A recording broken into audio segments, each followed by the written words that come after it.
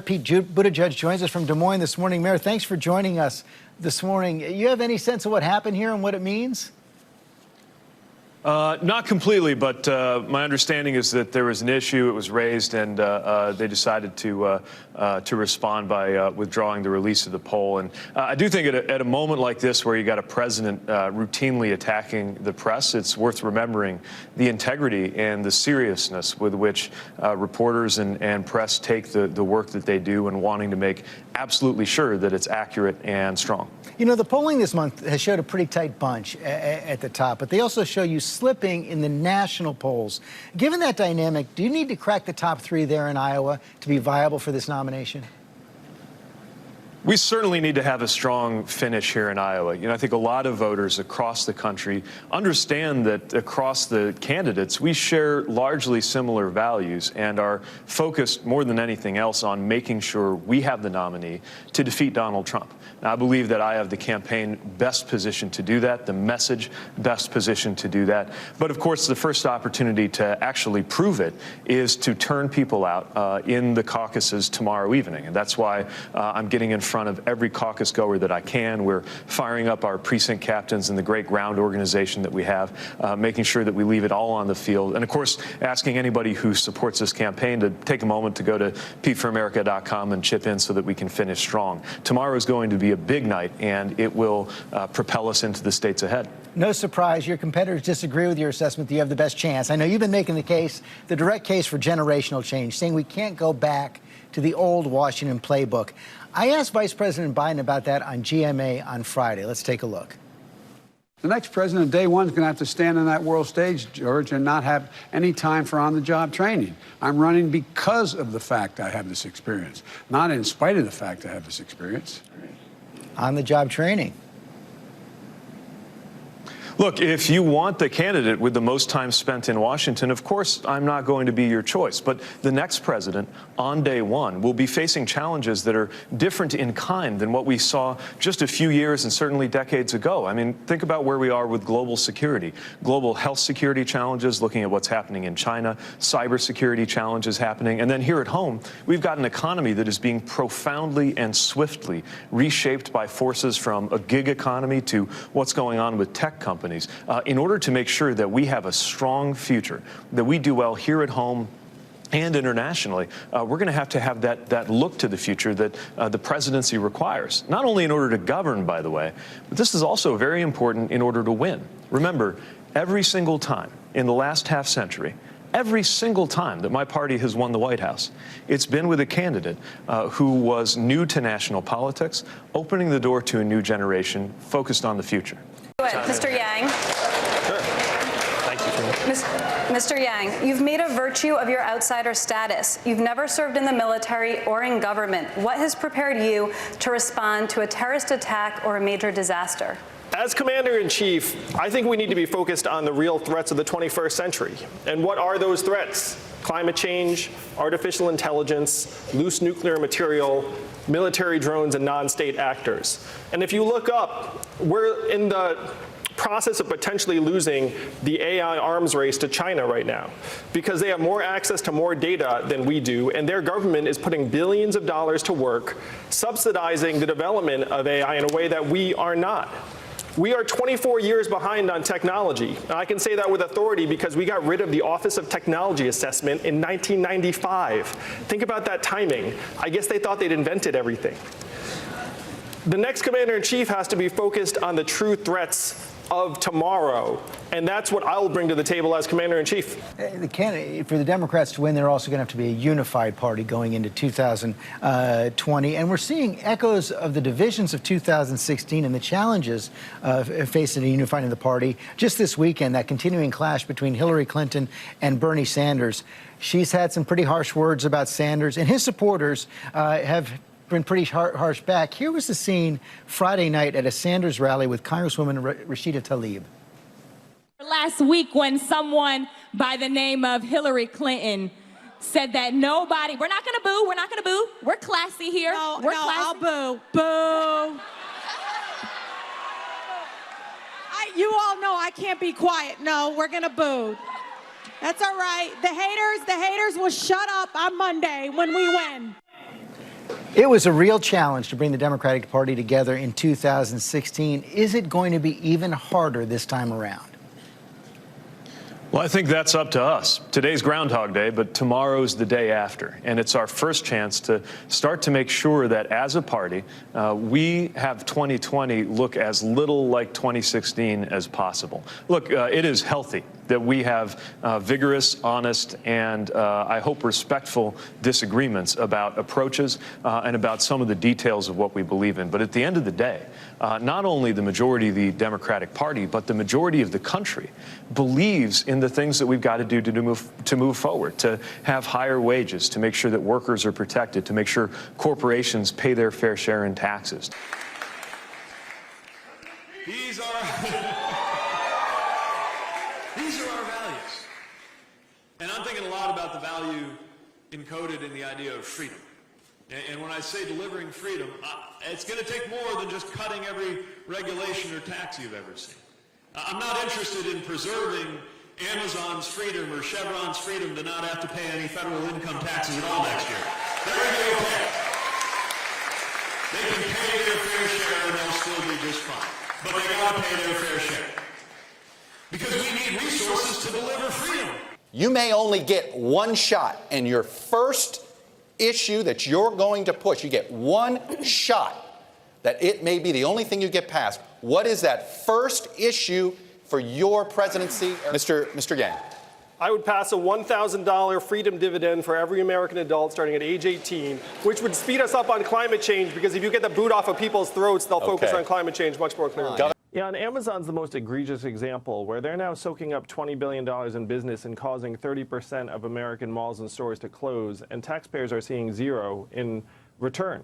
So if you look at what other advanced economies have done, they've figured this out. They've said, look, we need to have a mechanism in place so that Amazon's going to pay its fair share along with Netflix and Delta and these other companies that are paying zero in taxes. So what they've done is they've adopted a value-added tax, where then the American people would get a tiny slice of every Amazon sale, every Google search, and on and on. And it's very, very hard for companies like Amazon to game their way out of a value-added tax system.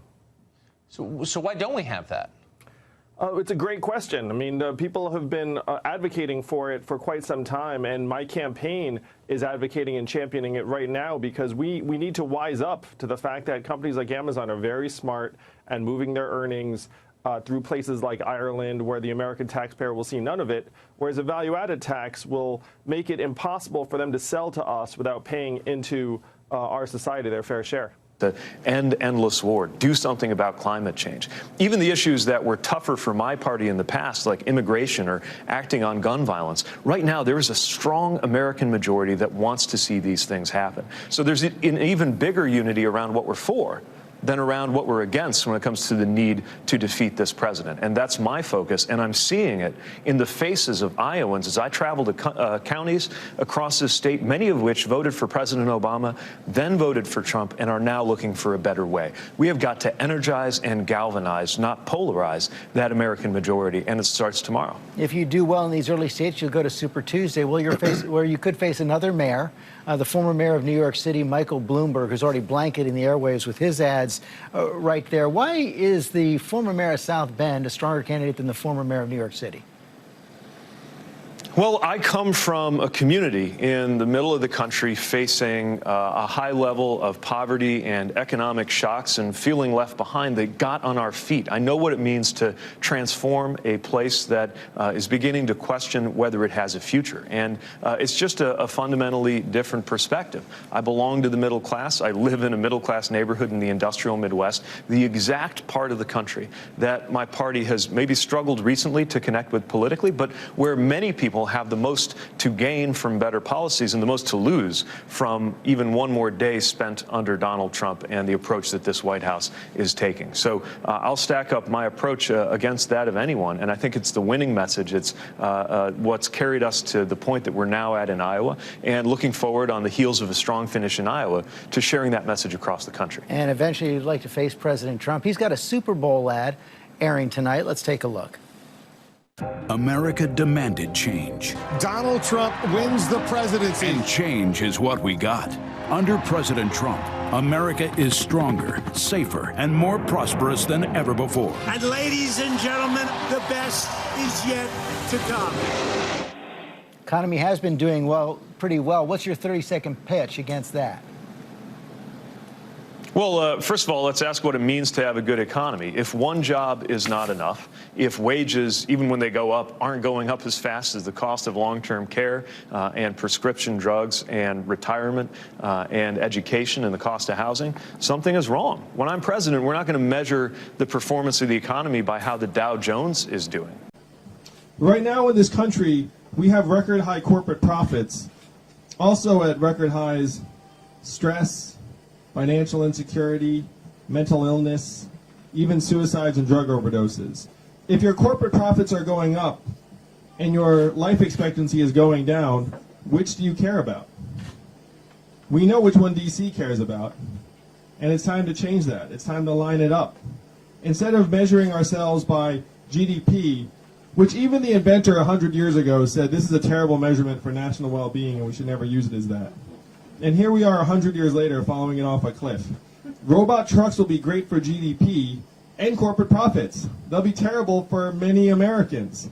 We have three big measurements that get thrown in our faces by business and media every freaking day. And what are they? GDP, stock market prices, headline unemployment, right? And they say if these three things are solid, then we're in great shape. GDP, measuring the wrong things. Stock market prices, the top 20% of Americans own 92% of stock market wealth. The bottom 80% own 8%. The bottom 50% of Americans own essentially zero. So if you're cheerleading the stock market, you're cheerleading the fortunes of the top 20% of Americans, which is not obviously relevant to the majority of us.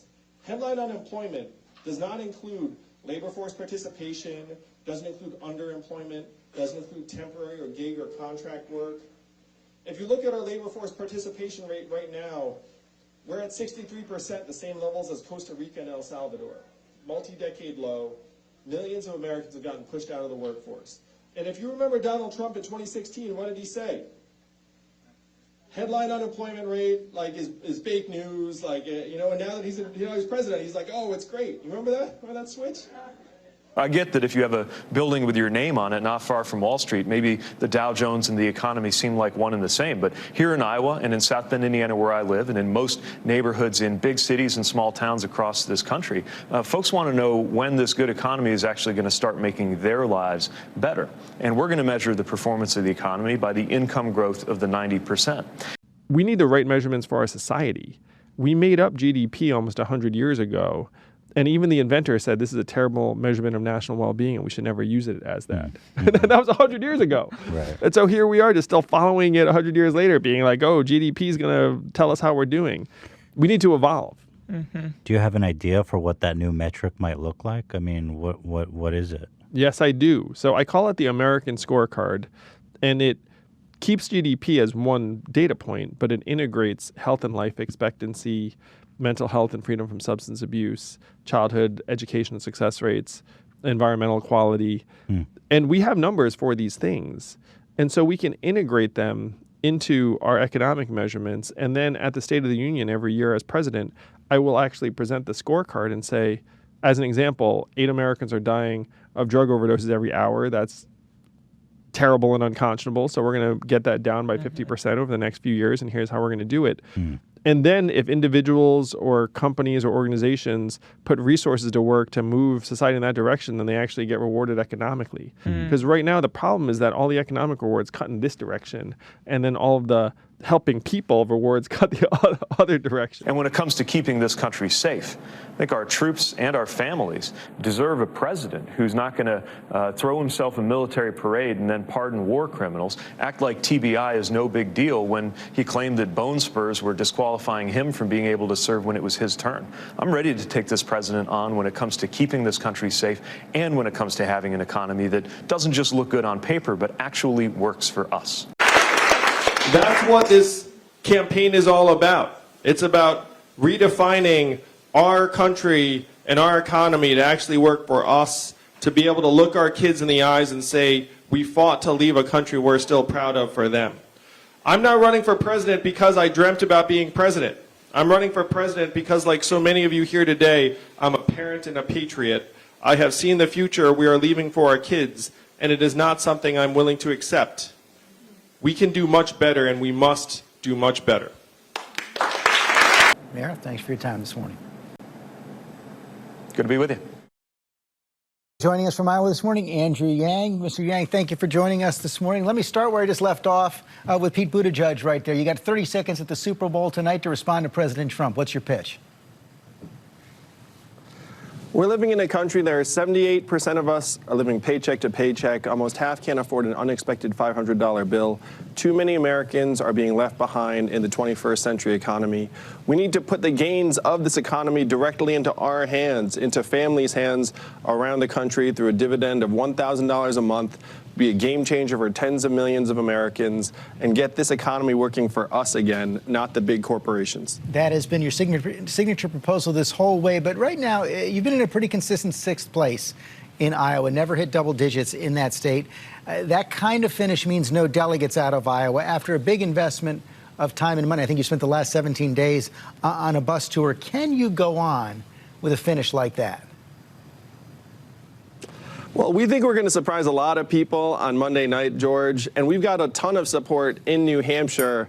I can't wait to take this vision to the rest of the country, starting here in Iowa on Monday night. But we'll be in New Hampshire, Nevada, South Carolina, Super Tuesday. You know that the Yang Gang will be here the entire way. Okay, well, the Yang Gang has been fairly strong throughout this process. But, you know, the Iowa caucuses, as you know, have a pretty unique way of voting. You're actually going to see 4 different results coming out of tomorrow night. The first round, the second round after realignment.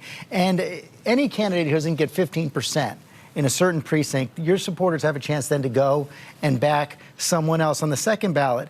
Where do you expect most of your supporters to go in those precincts where you don't hit 15%? And are you going to encourage them towards a particular candidate? Well, first, we plan to exceed 15% in the vast majority of locations. And as to what our supporters might do if we don't reach that threshold in a particular place, we have a very, very diverse group of supporters. I can't speak for where they would head. I do have a sense that many of them have supported Bernie in the past, but many of them supported President Trump, and they might just leave. So there are a whole range of possibilities, and I can't speak to the minds of literally thousands of Iowans. And you're not going to give them any kind of direction or encouragement in that way? Well, right now, we have no plans to do so. Michael Bloomberg, I talked to Mayor Pete about that as well. He's starting to eclipse you in some of the states coming up, and he's going to be, for the debates after New Hampshire, the DNC has changed the rules. They've dropped that donor requirement, something you've actually been pushing for an awful long time, so that Mayor Bloomberg will be able to participate. Bernie Sanders argues that that's rigging the system for a billionaire. What's your response? Oh, it's so interesting, George, because the fact is, Mike Bloomberg could have gotten himself on the debate stage anytime he wanted. It's pretty straightforward to meet the donor requirement. He could have just made that happen through online spending. And so I'm not sure this is a development that he's going to welcome, frankly.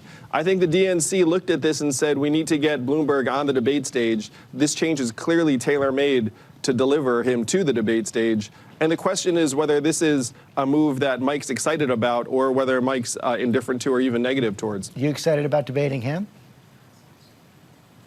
I'm excited. I'm thrilled I'll be back on the debate stage next week in New Hampshire, and we plan to be on the debate stage the entire way. So I expect to see Mike on the stage in Nevada the following, I think it's a week or two. Yeah, we are going to see you Friday night in New Hampshire. Let me ask you a question coming out of impeachment. One of your competitors, Elizabeth Warren, has said that if she's elected president, she's going to appoint a task force to investigate President Trump's wrongdoing if she's elected. You've suggested, though, that a President Yang might pardon President Trump. Why? Well, you have to see what the facts on the ground are, and certainly I'd listen to the guidance of my Attorney General. But if you look, George, at history around the world, it's a very, very nasty pattern that developing countries have fallen into, where a new president ends up throwing the president before them in jail. And that pattern, unfortunately, makes it very hard for any party to govern sustainably moving forward with a sense of unity among their people. And so to me, America should try to avoid that pattern if at all possible. Let me ask you a final question. You have been one of the most improbable candidates of this like you've had a lot of success. You made it onto the debate stage so many times. Let me ask you a question. Take some truth serum. Did you believe at the start you'd get this far? I genuinely did, George, because I know that the American people realize our government has been decades behind in addressing these challenges that are growing stronger and stronger all the time. We are 25 years behind on technology at a time when technology is transforming our way of life before our eyes. I knew there were millions of Americans just like me who wanted a different approach to solving our problems and leading us forward in the 21st century. My biggest surprise is how much I enjoy a bus with my face on it. My kids love it too. I feel like I became a cooler dad as a result. Well, that's a real bonus. That's pretty great. Look forward to seeing you Friday night at the debate. Thanks for joining us this morning. See you on Friday, George. Thank you.